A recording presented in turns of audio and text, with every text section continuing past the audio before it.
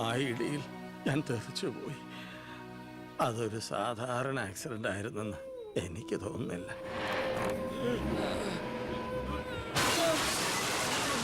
അല്ലെങ്കിൽ പിന്നെ ആ ലോറി പിന്നോട്ടെടുത്ത ശേഷം പിന്നെയും കൊണ്ടുവന്നിടിച്ച എന്തിനാ? മനപ്പൂർവ്വം ആരോ ജയിച്ച പോലെ.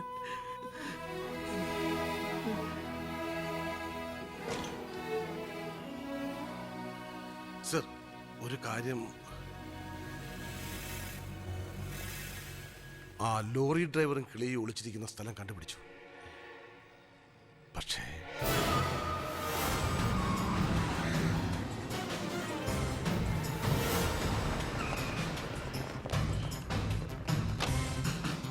ആ ഗേറ്റ് ക്ലോസ് ചെയ്യൂ. ആരെയും വെളിയിലേക്ക് വിടണ്ട. Come on, round up, go fast. Sir, എന്താ? Sorry madam. ആ നോക്കൂടെ, ആ നോക്കൂ, ആ ബാത്റൂമില്. എന്താ പ്രശ്നം?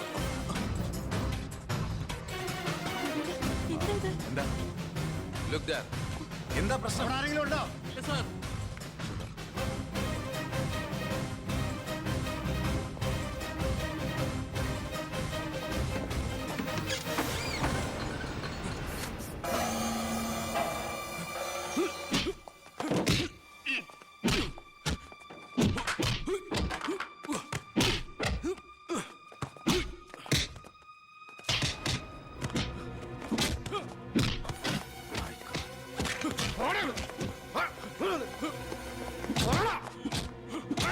ആരും കേട്ടാ നീ മേനോ സാറിനെ കൊന്നത്?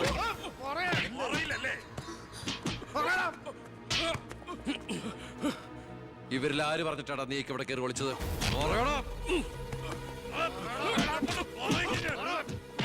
നിർത്തുന്നുണ്ടോ?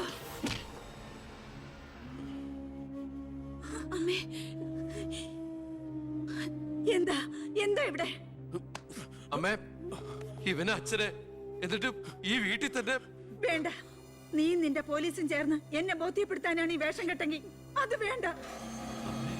നിനക്ക് എന്ന് തുടങ്ങിയടാ നിന്റെ അച്ഛനോട് ഇത്ര സ്നേഹം? ദയവ് ചെയ്ത് ഇവിടുന്ന് ഇറങ്ങി പോകുന്നുണ്ടോ? ഇല്ല, ഇവനെ കൊണ്ട് സത്യം പറയിപ്പിച്ചിട്ട് ഞാൻ പോവൂ. ഈ ലോകത്ത് എന്റെ അമ്മയെ മാത്രം എനിക്ക് ബോധിപ്പിക്കണം ഞാനല്ല എന്റെ അച്ഛനെ കൊന്നതെന്ന്. പറയടാ, ആരടാ നിന്റെയൊക്കെ പിന്നില്? ആരടാ നിന്റെയൊക്കെ പിന്നില്? പറയാൻ ആരടാ എന്റെ അച്ഛനെ കൊന്ന്? ഇവനെ തല്ലിക്കൊന്നാലും പറയില്ലടാ. എനിക്കറിയാം ആരാണെന്ന്. ഇനി എനിക്ക് പിടിച്ചു നിൽക്കാനാവില്ല. ഞാൻ പറയാം. നീ ഇതുവരെ എഴുന്നേറ്റില്ലായിരുന്നു? ഇന്നലെ ശകലം ലേറ്റായി. ശരി, ഞാൻ കുറെ നേരം കാത്തിരുന്നായിരുന്നു. എന്താ രാവിലെ? എനിക്കൊന്ന് അമ്പലത്തിൽ പോകണം. അമ്പലത്തിലേക്കോ? അതെ, 20 കൊല്ലങ്ങൾക്ക് ശേഷം. പിന്നെ ഞാൻ ഇന്നലെ നമ്മുടെ ഉണ്ണിയുടെ അടുത്ത് പോയിരുന്നു. പരസ്പരം എല്ലാ വിഷമങ്ങളും പറഞ്ഞു തീർത്തു. അവൻ വെറും പാവാ മോനെ, ശുദ്ധഭാവം. ഇപ്പം എൻ്റെ മനസ്സ് മുഴുവൻ കുറ്റബോധ. നമുക്കെന്താടാ ഭ്രാന്തായിരുന്നു? ആവശ്യമില്ലാത്തതൊക്കെ ചിന്തിച്ച് ഒടുവിൽ നമ്മുടെ ഉണ്ണിയെ ഓർക്കുമ്പോൾ തന്നെ സഹിക്കാൻ വയ്യ. ഞാൻ ഇതുവരെ ഉണ്ടാക്കിയ കോടികളുടെ കള്ളപ്പണം മുഴുവൻ സർക്കാരിന് തിരിച്ചേൽപ്പിക്കാൻ പോവാ. എന്താ നീ എന്താ ഒന്നും മിണ്ടാത്ത? ഞാൻ എന്നും അച്ഛനെ അനുസരിച്ചിട്ടല്ലേ ഉള്ളൂ. അച്ഛൻ എന്തു പറയുന്നോ ഞാൻ അതുപോലെ ചെയ്യാം. ഇതുപോലെ തങ്കപ്പെട്ട മരുമക്കളെയും മോനെയും കിട്ടിയതാ എൻ്റെ സമ്പാദ്യം. എല്ലാം നല്ലതിനാണെന്ന് ഓർത്ത് സന്തോഷിക്കാം അല്ലേ? പവി, അമ്പലത്തിൽ പോയതിന് ശേഷം ഞാൻ ആ വഴി തന്നെ തിരുവനന്തപുരത്തേക്ക് പോകും. അവിടെ ഒരു പത്രസമ്മേളനം അറേഞ്ച് ചെയ്തിട്ടുണ്ട്. ജനങ്ങളുടെ മുമ്പിൽ ഞാൻ എന്ന അഴിമതിക്കാരൻ്റെ കുറ്റസമ്മതം. എനിക്കിപ്പോൾ വേണ്ടത് മനസമാധാനമാണ്. മനസമാധാനം മാത്രം.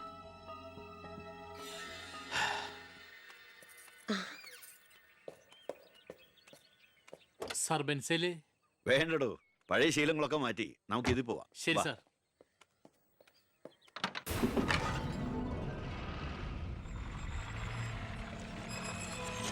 White ambassador KL188888 X minister Balagangadhara Menon. 8 മണിക്ക് മുമ്പേ കാർ നാഷണൽ ഹൈവേ വഴി വരും. കൊലപാതകമാണെന്ന് ഒരിക്കലും സംശയിക്കാത്ത വിധത്തിൽ കാര്യങ്ങൾ തീർക്കണം. ഓക്കെ?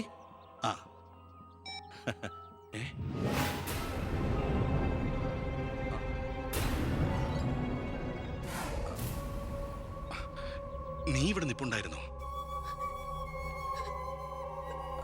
അല്ല മോളെ, നിന്റെ അച്ഛൻ പറഞ്ഞ കേട്ടില്ലേ, മനസമാധാനമാണ് വലുതെന്ന്. നിന്റെ അച്ഛന് മനസമാധാനം വന്നപ്പോ എനിക്കത് നഷ്ടപ്പെട്ടു. വർഷങ്ങൾ കൊണ്ട് ഞാൻ നേടിയത് മുഴുവൻ ഒറ്റ നിമിഷം കൊണ്ട് ഇല്ലാതാക്കണമെന്ന് പറഞ്ഞിട്ട് പോയത് കേട്ടില്ലേ? അയാൾക്കിപ്പോ ഭ്രാന്ത, മോനോട് ഒത്തുകൂടി എന്റെ ഭ്രാന്ത്. നീ ഒന്നും അറിഞ്ഞിട്ടില്ല. പൊയ്ക്കോ പൊയ്ക്കോ. ഇല്ല, ഞാൻ സമ്മതിക്കില്ല. എന്റെ അച്ഛനെ കൊല്ലാൻ ഞാൻ ശബ്ദിച്ചു പോരുത്, കൊന്നുകളയും ഞാൻ. ഇത് പുറലോകം അറിഞ്ഞ നീ നിന്റെ പുന്നാര മക്കളും പിന്നെ ജീവനോടെ ഭൂമിയിൽ കാണില്ല. മനസ്സിലായി?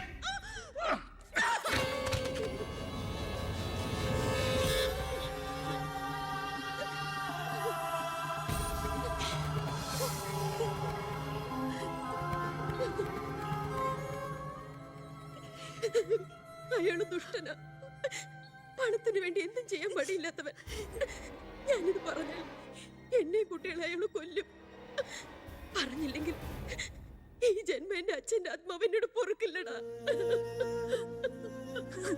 മോനെ ഉണ്ണി, എന്നോട് പൊറുക്കടാ.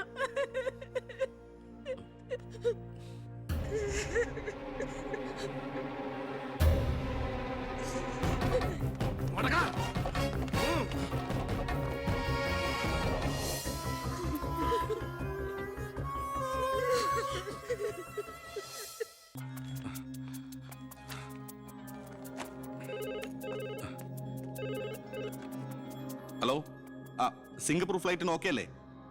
അടുത്ത ഫ്ലൈറ്റിൽ തന്നെ വേണം. ആ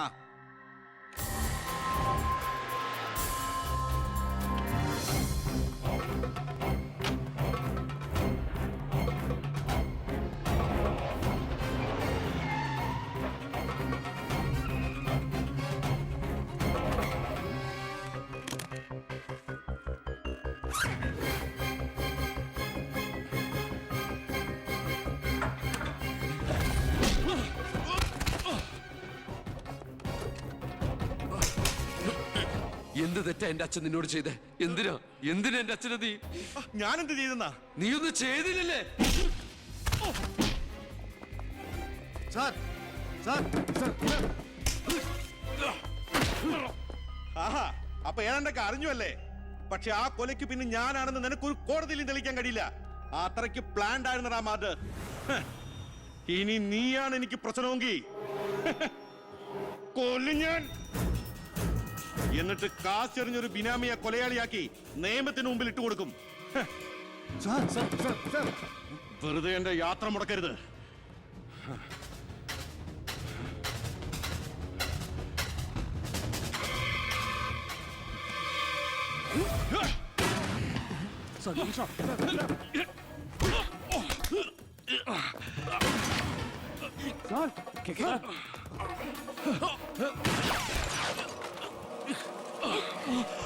അത് ഓർക്ക് സാർ.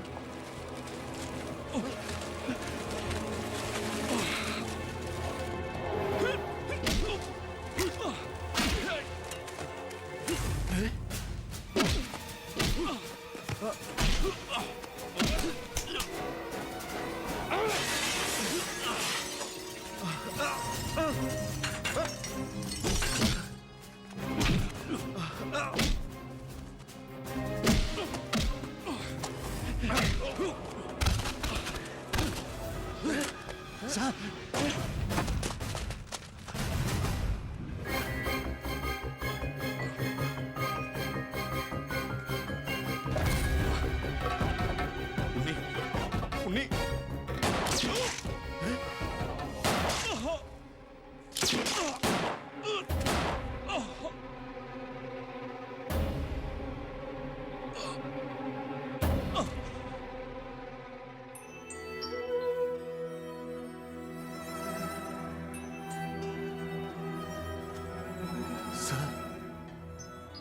ഞാനിത് ചെയ്തില്ലെങ്കിൽ അച്ഛൻ്റെ ആത്മാവിന് ശാന്തി കിട്ടില്ല. എന്ത് ശിക്ഷ ഏറ്റുവാങ്ങാനും എനിക്ക് സന്തോഷമേ ഉള്ളൂ. നോ സാർ, സാർ ശിക്ഷ ഏറ്റുവാങ്ങി ജയിലിൽ കിടക്കേണ്ട ആളല്ല. നിങ്ങളെപ്പോലൊരു മന്ത്രിയെ ഈ നാടിന് ആവശ്യമാണ്. ജനങ്ങൾ അത്രമാത്രം പ്രതീക്ഷ സാറിന് അർപ്പിച്ചിരിക്കുന്നു. ഒരുപാട് നന്മകൾക്ക് വേണ്ടി ഇത് നമുക്ക് മറക്കാം സാർ. അതെ സാർ. ഹോം മിനിസ്റ്ററെ പ്രതി കരുതിക്കൂട്ടി വിളിച്ചു വരുത്തി അറ്റാക്ക് ചെയ്തു. ആസ് എ സെക്യൂരിറ്റി ഓഫീസർ എനിക്ക് അയാളെ കൊല്ലേണ്ടി വന്നു. CRPC 130, 131. FIR closed.